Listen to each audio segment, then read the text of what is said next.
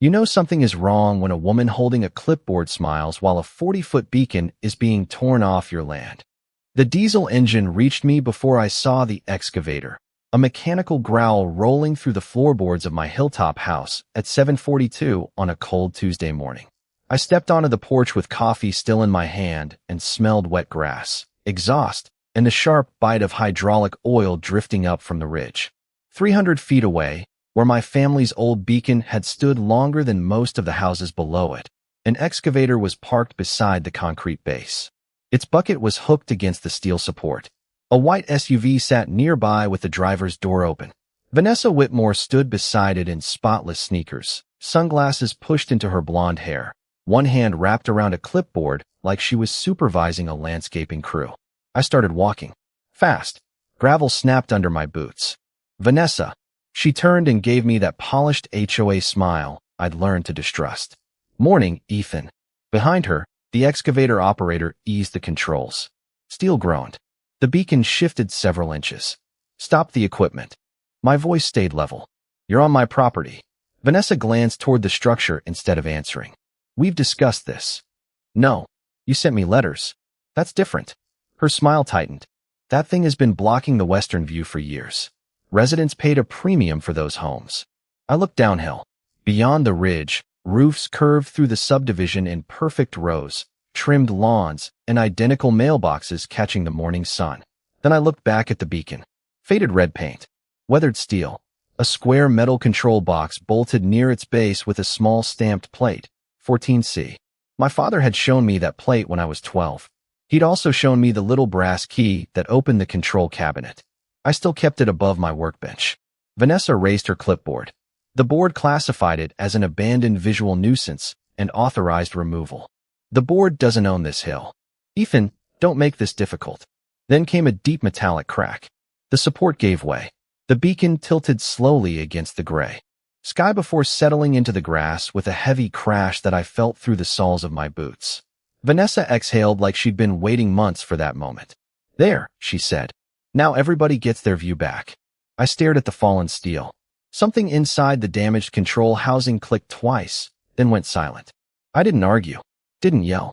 I pulled out my phone and photographed the excavator, Vanessa, the contractor's truck, the property markers, and the clock on my screen. 7:42 a.m. 10 minutes later, while Vanessa was telling the crew where to stack the debris, my phone rang from a number I didn't recognize. Ethan Cole, a man asked. Speaking. There was a pause, followed by the faint sound of radios behind him. This is Daniel Mercer calling from the airport operations office. We have your number attached to Beacon 14C. I looked at the stamped plate lying crooked in the grass. His next question changed everything. Mr. Cole, can you tell me why your Hilltop beacon went dark at 7:42 this morning? For a second, I thought Daniel Mercer had the wrong number. I looked down at the twisted control box in the grass, then at Vanessa directing the contractor like she had just improved a flower bed. I did not turn it off, I said. Someone removed the structure. The silence on Daniel's end lasted just long enough to make the morning feel colder. Removed it, he asked. I am standing beside it now. He asked me not to touch anything until he could verify a few records, then said he would call back. That was all. No dramatic warning. Just a calm voice that suddenly made the stamped number 14C feel much more important. To understand why I had not immediately recognized what was happening, you need to understand that the beacon had always been part of the hill. My name is Ethan Cole. I am 43, and I had lived on those 18 acres outside Cedar Ridge for 6 years, but the property had been in my family since my grandfather bought it in 1968. The house was simple, cedar siding, a stone chimney, and a workshop big enough for my tools. I made my living maintaining commercial building systems, the kind of work where a quarter inch on a drawing can become $1,000 mistake in the real world. I trusted measurements. I trusted records. Most of all, I trusted property lines. My father, Richard, had trusted them too. When I was 12, he walked me up that same ridge carrying a red metal toolbox and showed me how to clean corrosion from the beacon cabinet. I remembered the smell of warm dust inside it and the tiny brass key turning with a stubborn click. Never lose this, Dad told me. I had laughed because the beacon looked ancient even then. After he died, I hung that key above my workbench beside his old framing square. The paperwork went into a thick brown binder labeled Hill Parcel, along with surveys, tax records, utility agreements, and documents I had never bothered reading closely. The beacon became background scenery against the western sky. Then Willow Crest Estates expanded below us.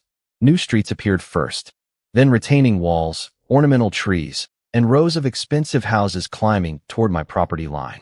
Vanessa Whitmore arrived with them. She was 51, a real estate broker, and eventually president of the Willow Crest Homeowners Association. The first time she came to my door, she was carrying a glossy sales brochure. On the cover was a photograph of the sunset from the subdivision. My beacon was visible near the top of the hill. Vanessa tapped it with one manicured finger. "That structure is becoming a problem," she said. I looked at the photograph, then at her. "For who?" She smiled. "For everyone trying to enjoy the view." That should have told me exactly where this was going. At first, Vanessa made it sound like a friendly request. She stood on my porch with that glossy brochure tucked under one arm, while the evening wind moved through the cedar trees behind her. "We have 6 premium lots facing this ridge," she said. "People are paying for unobstructed sunsets." I handed the brochure back. "Then they should enjoy the sunset." Her smile held for another second. "Without the beacon. That is on my property. I understand that." She said it in the careful tone people use when they understand absolutely nothing.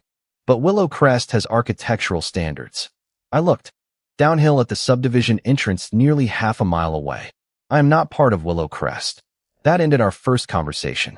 It did not end Vanessa's campaign. 3 days later, an email arrived asking me to voluntarily remove the structure. A week after that came a letter describing it as a visual nuisance. Then another claimed it might affect community property values. Every envelope carried the same blue Willow Crest logo across the top. I saved them all. That was habit from 20 years of commercial maintenance work. When someone puts a questionable instruction in writing, you keep it. Vanessa began showing up at the property line with prospective buyers. I would be working in my shop and hear voices drifting uphill. She would point toward the ridge, then toward the western horizon, explaining how the neighborhood was working to improve the view. One Saturday afternoon, I found 2 orange survey flags planted 20 feet inside my parcel. I pulled them out, photographed the holes, and called the surveying company printed on the tags. The technician sounded confused. "We were told that slope belonged to Willow Crest Common property." "Who told you?" I asked. He checked his work order. "Vanessa Whitmore." That evening I opened my county survey and measured everything again. My northern boundary ran exactly where I remembered. The beacon sat 187 feet inside my property. There was no ambiguity and no homeowners association easement on the survey. I emailed Vanessa a copy with the boundary highlighted in yellow. Her response arrived 11 minutes later. "The board will review this matter." 2 weeks passed quietly. Then a certified envelope appeared in my mailbox. Inside was a formal notice declaring the beacon an abandoned utility structure and giving me 30 days to remove it. I read the page twice. The language sounded official, but something about it bothered me. They never identified what utility supposedly owned it. They never cited an easement. They never explained how an association I did not belong to had authority over land it did not own. I drove to the next Willow Crest board meeting with my survey rolled beneath my arm. Vanessa sat at the center table beneath bright fluorescent lights, surrounded by 6 board members and neat stacks of paper. When my turn came, I unrolled the survey. "Your notice is based on the wrong property boundary." Vanessa barely looked down. "Our legal committee disagrees." "Then show me their survey." Her fingers tightened around her pen. "We are not debating maps tonight." I pointed to the marked parcel. "You are trying to regulate something 187 feet beyond your boundary." A few homeowners began whispering. Vanessa leaned back and gave me that same polished smile. "Ethan, nobody cares about some rusted light your father left behind." The room went quiet. I rolled up the survey slowly. "You should care where it is." She gave a small shrug. "We will handle it." I remember those 3 words because 4 mornings later, at 7:42, I woke to the sound of diesel engines climbing my hill. By the time Daniel Mercer called me back, the excavator had already rolled halfway down my access road, leaving 2 muddy tracks through grass that had belonged to my family since before Willow Crest existed. Vanessa was still there. She stood beside her white sport utility vehicle, checking something on her phone, while the fallen beacon rested behind her in the wet grass. The concrete base had been chipped open. Electrical conduit stuck out from the ground. One of my property markers had been flattened beneath a tire. Near the control cabinet, I found the metal identification plate twisted sideways, but still readable. 14C. I photographed it again. You can stop documenting, Vanessa called. The work is complete. I turned toward her. Who authorized the contractor to enter my parcel? She lifted the clipboard. The board authorized removal. That was not my question. Her expression changed slightly. You received notice. A notice does not transfer ownership. She sighed and opened her vehicle door. Have your attorney contact ours. Then she drove away, and I answered Daniel's second call.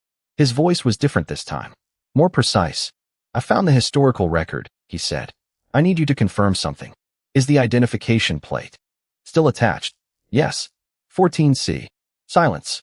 I could hear keyboard clicks on his end. Do not dispose of any equipment, he said. And please preserve photographs of the site. Daniel, what exactly is this beacon? Another pause. I would rather verify the entire file before I answer that. I am coming out tomorrow morning. That sentence stayed with me all afternoon. I went into my workshop and stood beneath the fluorescent lights while rain tapped softly against the metal roof. Dad's brass key was still hanging where I had left it, dark with age, beside his framing square. I took it down. The teeth felt smooth against my thumb. Then I pulled the brown Hill parcel binder from the cabinet. Inside were surveys, tax receipts, handwritten maintenance notes, and folded maps yellowed at the edges. My father had organized everything with paper tabs. Water, access, electric, ridge. Under ridge, I found maintenance invoices for replacement bulbs, electrical inspections, and something labeled Site 14C service agreement. Before I could unfold it, headlights swept across the workshop wall. A pickup stopped outside. It was Tom Hargrove, the contractor who had operated the demolition crew. He stepped inside holding a white envelope. His work boots left damp prints on the concrete. Mr. Cole, I think you should have this. Inside was a copy of his work order. Willow Crest Homeowners Association was listed as the client. Vanessa Whitmore was listed as the authorizing representative. The description read removal of abandoned private visual obstruction. I looked up. Did anyone show you a survey? Tom shook his head. She told us the association controlled the ridge. Did you ask who owned the beacon? She said the board had already handled it. He looked toward the brass key in my hand. Is there a problem? I set the work order beside the binder. I think Vanessa just answered that for both of us. Tom left his copy of the work order on my bench and drove away just before sunset. I stayed in the workshop with the door closed, listening to the soft hum of the fluorescent lights while I unfolded the document marked Site 14C Service Agreement. My grandfather's name appeared near the top. Below it was the name of the Regional Airport Authority and a date from 1971. I read the first page, then the second, slower this time. The language was dry and technical, but I understood enough to know Vanessa had not demolished an abandoned family decoration. The hill had been selected decades earlier because of its elevation and clear position relative to a regional aviation route. My grandfather had granted limited access for installation and maintenance of a privately situated beacon that supported airport operations. The land remained ours. The structure had a purpose beyond our property. That explained the electrical inspections.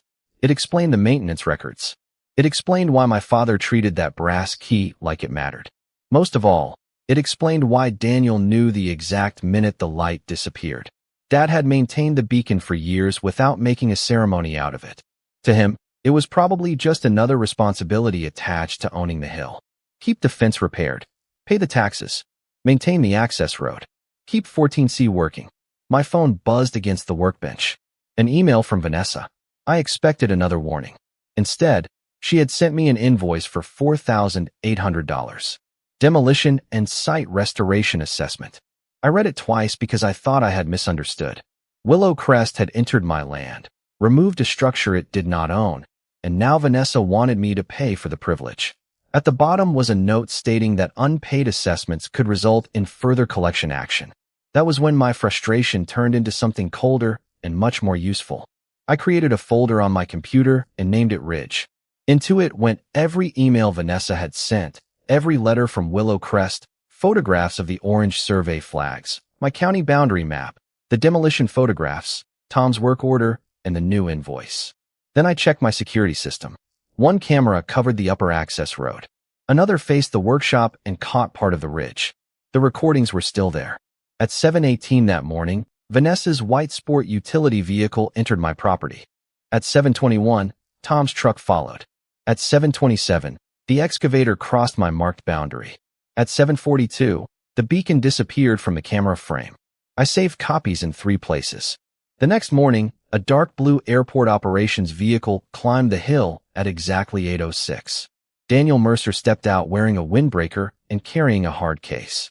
He was in his late 40s, with the calm expression of someone who preferred measurements to arguments. He walked straight to the fallen control cabinet and crouched beside the identification plate. 14C, he said quietly.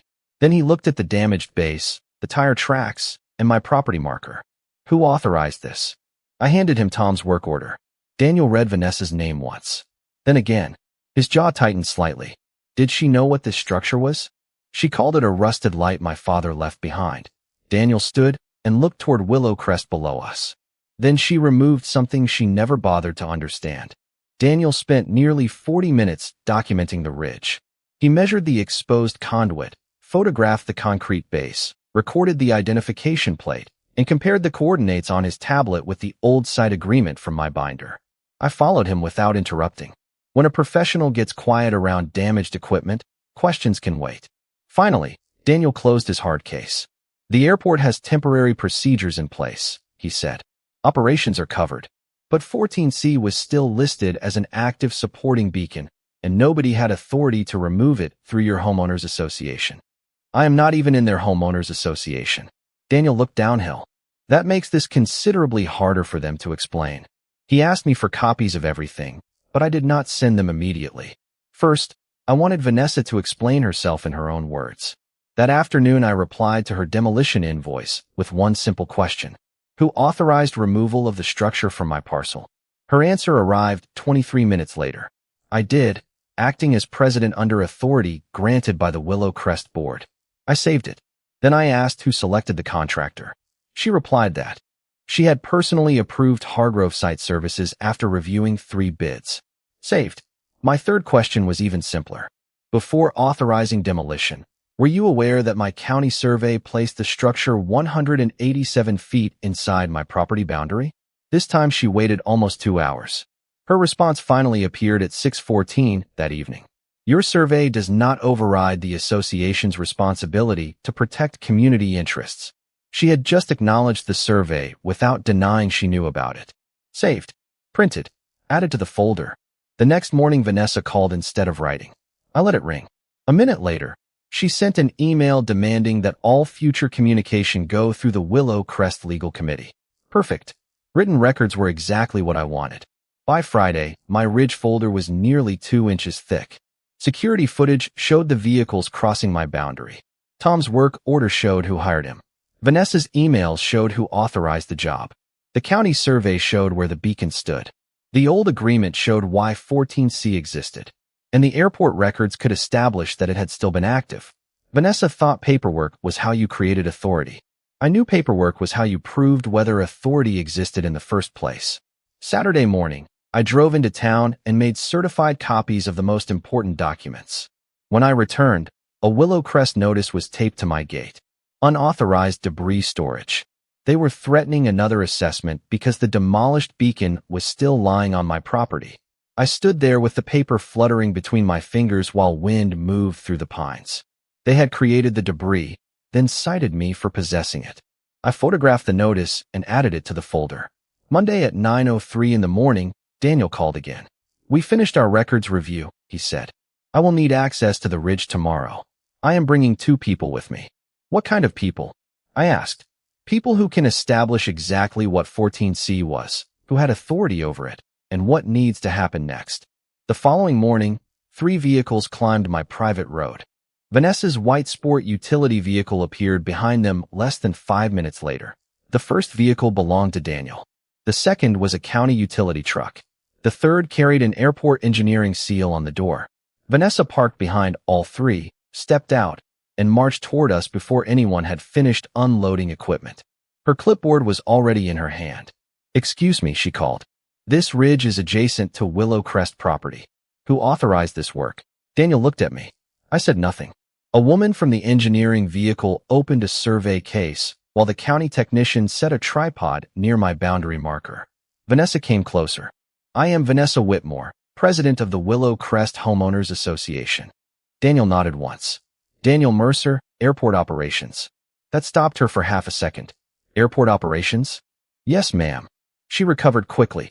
Well, nobody notified our board. Daniel glanced at the fallen beacon. Were you involved in removing that structure? Vanessa tightened her grip on the clipboard. The association removed an abandoned visual obstruction after repeated complaints from residents. Who told you it was abandoned? Our board determined that. Daniel looked toward the county technician. That was not my question. Vanessa's expression cooled. She pointed toward me. Mr. Cole refused to cooperate with reasonable community standards. That structure damaged property values and interfered with protected views. The engineer unfolded a map across the hood of her vehicle. Daniel motioned Vanessa over. Can you show me the Willow Crest boundary? Vanessa tapped a line near the ridge. The engineer placed a transparent survey sheet over the map. The actual boundary appeared well downhill from where Vanessa had pointed. Daniel traced the distance with one finger. The beacon stood 187 feet inside Mr. Cole's parcel. Vanessa barely looked at it. Our legal committee has different information. Then I would like to see it. She opened her clipboard, shuffled several pages, and handed Daniel the same enlarged neighborhood map she had used at the board meeting. He studied it for less than 10 seconds.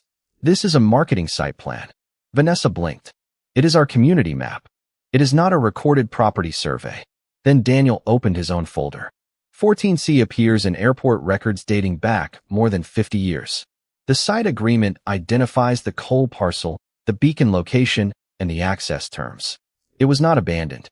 Vanessa looked at me. For the first time, her confidence slipped. Ethan never disclosed that. I reached into my folder and pulled out the email I had sent weeks earlier with my county survey attached. I disclosed the property line, Daniel added, and determining what the structure was should have happened before demolition, not after. The county technician finished his measurements and called us toward the concrete base. He confirmed the conduit connected to the documented service route shown in the historical records. The engineer checked the identification plate against her tablet. 14C matches. Vanessa crossed her arms. So what happens now? Daniel closed the folder. First, the airport determines restoration requirements. Second, Mr. Cole's property rights remain exactly what the recorded documents say they are. Third, we document who authorized removal and provide that information to the appropriate parties. Vanessa's phone began ringing. She ignored it. Then it rang again. This time she looked at the screen, and whatever name appeared there drained the last of the confidence from her expression. I have to take this. She walked toward her vehicle. Daniel watched her go, then turned to me. There is one more thing. He pulled a document from his folder. Your father signed the most recent renewal agreement. This beacon was never forgotten, Ethan. It was maintained deliberately. I looked down at his signature, clean and familiar across the bottom of the page. The brass key felt heavy in my pocket. Before I could say anything, Vanessa returned. Her voice had lost its polished edge. The board is calling an emergency meeting tonight. I slid my folder under my arm. Good, I said. I have been saving them some paperwork. The Willow Crest clubhouse smelled like fresh coffee, carpet, cleaner, and panic. By the time I arrived at 7 that evening, every folding chair was occupied. Homeowners lined the back wall, whispering beneath fluorescent lights while board members shuffled papers at the long table. Vanessa sat in the center seat with 2 thick folders in front of her. She had changed clothes, fixed her hair, and rebuilt the polished expression she wore whenever she expected to control a room. Daniel sat 3 chairs from me. Tom Hargrove stood near the door. I placed my ridge folder on the table and waited. Vanessa opened the meeting by calling the demolition an unfortunate misunderstanding involving conflicting property information. That was her first mistake. We acted in good faith, she said, based on our understanding that the structure fell within the association's community oversight area. I pulled out my first document. This is the county survey I emailed you 3 weeks before demolition. I slid it across the table. The yellow line marking my boundary was impossible to miss. One board member leaned forward. Vanessa, you had this. She glanced at the page. We questioned its applicability. I pulled out her email response. You acknowledged receiving it. The room grew quieter. Next came the security photographs. Her white sport utility vehicle entering my access road at 7:18. Tom's truck at 7:21. The excavator crossing the marked boundary at 7:27. 14C disappearing at 7:42. Vanessa shifted in her chair. Again, the contractor believed authorization existed. Tom spoke from behind us. Because you told me it did. Every head turned. He walked forward and placed his work order beside mine. Vanessa's name appeared under authorizing representative. You told my company the association controlled the ridge, Tom said. Vanessa opened her mouth, but Daniel placed a document on the table before she could answer. This is the historical site agreement for Beacon 14C. This is the latest renewal signed by Richard Cole. And this is the airport record showing the beacon remained active on the morning it was removed. One of the board members rubbed both hands over his face. Another stared at Vanessa. You told us it was abandoned. That was the information available to me. I opened my folder again. Then why did you write this? I read her response aloud. The one stating that my survey did not override the association's responsibility to protect community interests. She had known the land was mine. She had simply decided her authority mattered more. Then I placed the demolition invoice beside everything else. $4,800. A nervous laugh came from somewhere in the audience when they realized Willow Crest had billed me for removing equipment from land Willow Crest did not own. The final document was the debris violation taped to my gate afterward. Even Daniel looked at that one twice. Vanessa's polished expression finally disappeared. I was protecting homeowners' investments. A man in the second row answered before I could. You were protecting our view. Daniel closed his folder. Whatever the motivation, the restoration process will now be documented through the proper channels.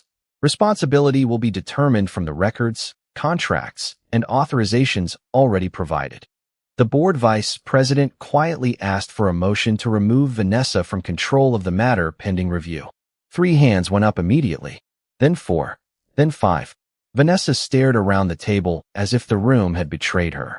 I never raised my voice. I simply gathered my copies while the same paperwork she had used to manufacture authority sat spread across the table, proving she never had it. As I stood to leave, Daniel touched the old renewal agreement. Ethan, restoration crews can start next week. I felt the brass key in my pocket. For the first time since that Tuesday morning, I could already picture the ridge with its light back where it belonged. The restoration crew arrived 8 days later, just after sunrise. I heard their trucks climbing the access road while I stood on the porch holding the same coffee mug I had been carrying the morning 14C went dark. This time there was no unauthorized equipment and no clipboard pretending to be permission. Daniel had called the night before. Every vehicle, every worker, every piece of equipment had been scheduled with me first. That difference mattered. By noon, the old damaged components had been cataloged and removed. By Thursday, a new support stood on the original concrete footprint, reinforced and wired through the documented service route. Daniel told me the airport would cover the immediate restoration while responsibility for the cost was sorted through the formal claims process. Willow Crest Insurance Carrier had already requested the emails, work orders, surveys, and meeting records. Tom cooperated fully. The board did too. Vanessa no longer had a vote in any of it. 3 days after the emergency meeting, Willow Crest announced that she had been removed as president pending a complete review of her actions. The board also withdrew every notice and assessment they had sent me, including the $4,800 demolition bill and the ridiculous debris violation. They sent the withdrawal by certified mail. I kept that envelope too. Old habits. The new board president, a quiet accountant named Michael Grant, came up the hill personally the following Saturday. He did not bring a clipboard. He brought an apology. We should have checked the boundary ourselves, he said. We trusted the wrong person to tell us where our authority ended. Property lines are pretty good at answering that question. He nodded. We are learning. I respected that. Justice does not require everybody on the other side to become your enemy. Sometimes it requires people to admit they were wrong and fix what they can. The final electrical inspection happened on a clear Friday evening. The air smelled like pine and cold soil after an afternoon rain. Daniel opened the new control cabinet and stepped aside. Your family's agreement still gives you local access, he said. I reached into my pocket and pulled out Dad's brass key. The replacement lock had been matched to the original hardware. I slid the key in. For one nervous second, it resisted. Then came the same stubborn click I remembered from childhood. I could almost hear Dad telling 12-year-old me not to lose it. Inside, the controls were new, but the identification plate had been preserved. 14C. Daniel finished his checks and gave me a nod. I closed the cabinet. A moment later, the beacon came alive. Lights swept across the ridge, disappeared into the evening, then returned in its steady rhythm. Down below, windows in Willow Crest caught the glow one after another. Those were the same houses Vanessa said needed an uninterrupted sunset.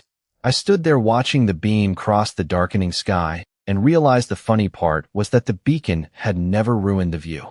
It had simply been part of it long before Willow Crest arrived. Vanessa tried to erase something because she believed authority meant getting whatever result she wanted. She learned what my father had understood without ever saying it out loud. Real authority has boundaries. Real ownership has records.